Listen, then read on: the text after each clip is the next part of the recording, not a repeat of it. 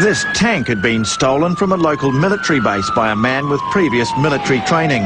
No one knows for sure what he was trying to do, but the theory is that he was heading for government buildings in downtown San Diego.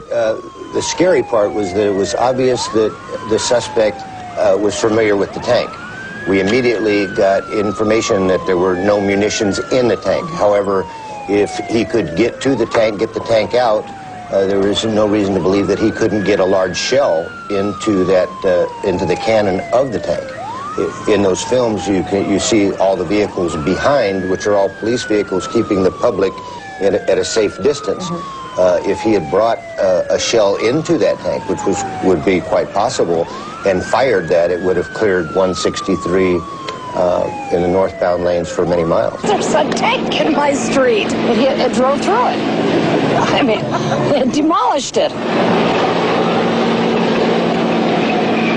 It was my van. Yeah, he pushed it all the way down here. He wanted to do it. He saw it in his eyes. He was having a good time, so.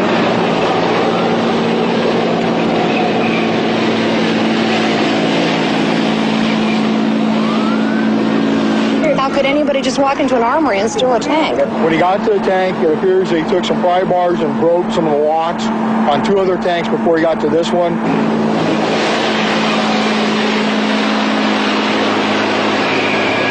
Put a tanker bar. We can stop it with a tanker bar. The police weigh up their options. One was to enter the compartment not knowing if the individual was armed. 2, they could have used gas. They thought about it, they decided not to.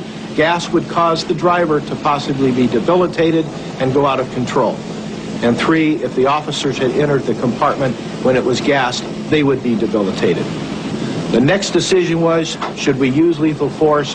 The officers decided yes, and that's exactly what they did. The officer somehow got the hatch open and ordered the driver to stop. They were afraid that he would get the tank.